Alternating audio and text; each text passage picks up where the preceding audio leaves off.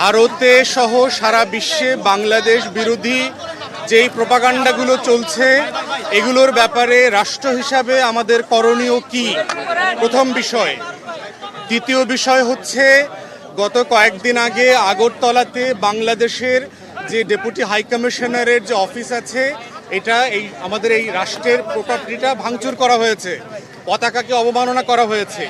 এই বিষয়ে কি করণীয় হতে পারে? আর থার্ড হচ্ছে, বাংলাদেশে সংখ্যালঘু নির্যাতন নিয়ে যেই গল্প এবং উপন্যাস সারা দুনিয়াতে চলছে, সেই বিষয়ে আপনারা কি মত দেবেন, আমাদের করা দরকার। তো আজকের আলোচনাতে নির্বাচন কোনো আলোচ্য বিষয় না, ছিল না, এবং এখন পর্যন্ত মিটিং যেখানে আছে সেখানে হচ্ছে সকল রাজনৈতিক দল এবং জোটের পক্ষ থেকে যার যার বক্তব্য পেশ করা হচ্ছে যে রাষ্ট্র হিসাবে আমাদের করণীয় কি, এবং সোফার অনেকগুলো রাজনৈতিক দল পরামর্শ দিয়েছে কি কি করা দরকার। আমাদের বক্তব্য হচ্ছে, এই রাজনৈতিক দলগুলো যেগুলো মতামত দিয়েছে এখন পর্যন্ত, এটার একটা সামারি আমি আপনাদের সাথে শেয়ার করছি। প্রথম কথা হচ্ছে যে বেশ কয়েকটা রাজনৈতিক দল আজকের আলোচ্য বিষয় না থাকার পরেও প্রয়োজনীয় সংস্কার সাপেক্ষে তাড়াতাড়ি নির্বাচন দেওয়ার জন্য ওনারা তাগাদা দিয়েছেন। দ্বিতীয় একটা বক্তব্য এসছে, স্বরাষ্ট্র মন্ত্রণালয় এবং অন্যান্য বিষয় নিয়ে তারা বোধ করছেন যে সেবার একটা ঘাটতি সারা দেশে পরিলক্ষিত হচ্ছে, সেক্ষেত্রে সরকার কি ব্যবস্থা নেবে, কিভাবে কাজ করবে।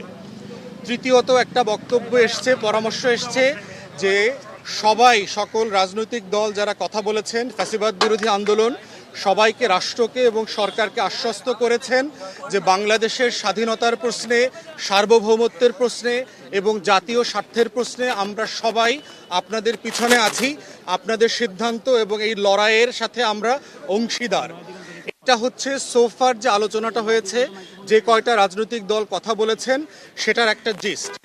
একজন সাবেক মিলিটারি অফিসার, যিনি একটা দলেরও প্রধান, তিনি বলেছেন যে ভারতের সাথে এই সম্পর্কের জায়গাটাকে উস্কানি এবং উদ্বেগের জায়গা থেকে কিভাবে একটা ভারসাম্যের জায়গায় নিয়ে আসা যায়, সেটার জন্য আমরা যেন কাজ করি।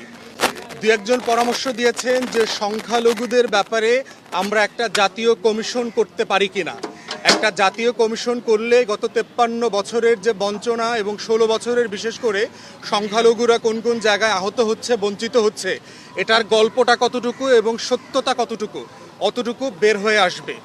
দু একজন পরামর্শ দিয়েছেন রাজনৈতিক দল থেকে যে সরকারের বিভিন্ন রাষ্ট্রে যে অ্যাম্বাসিগুলো আছে সেখানে যারা কর্মরত আছেন তারা এখনও আগের আমলের ফ্যাসিবাদীদের দোসর, তাই ওই সকল রাষ্ট্রে বাংলাদেশ বিদ্বেষ ঠেকানোর জন্য যা যা করণীয় দরকার সেগুলো এখনও করছে না। সেক্ষেত্রে ওই দূতাবাসগুলো থেকে অফিসারদেরকে উদ্র করে দেশপ্রেমিক গণ অভ্যুত্থানের পক্ষের যারা অফিসার্স আছেন তাদেরকে এঙ্গেজ করা দরকার। এই যে আমাদের বিরুদ্ধে প্রপাগান্ডাটা হচ্ছে, এটাকে যেন অ্যাড্রেস করা যায়। একটা পার্টিকুলার পরামর্শ এসছে, সেটা হচ্ছে যে রাষ্ট্রের পিআর প্রপাগান্ডাকে হ্যান্ডেল করবার জন্য একটা পিআর সেল করা দরকার, যে কিভাবে এই প্রপাগান্ডাটা বাংলাতে, ইংরেজিতে আমরা কাউন্টার করতে পারি, দেশে বিদেশে এবং বিভিন্ন টেলিভিশনের মধ্য দিয়ে। আপনাদের পক্ষ থেকে কি পরামর্শ আসছে? আমাদের দল এখনো কথা বলে নাই, তো আমরা অন্যান্য দল যারা কথা বলেছেন তাদের এই সামারিটুকু আপনাদের সাথে শেয়ার করছি। মিটিং এখনো চলমান, এখন নামাজের বিরতি হবার কথা, এরপরে মিটিং আরও চলবে।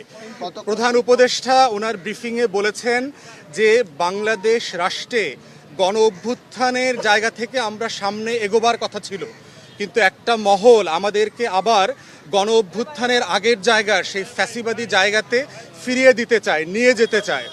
আমাদের মতো একটা উদার প্রোগ্রেসিভ যারা লিডারশিপে আছেন তাদেরকেও তারা হিন্দু বিদ্বেষী, হিন্দুদের শত্রু, ইসলামিস্ট একটা রাষ্ট্র পরিণত হয়েছে, জঙ্গি রাষ্ট্রে পরিণত হয়েছে, এই প্রচারণাগুলো করেছেন।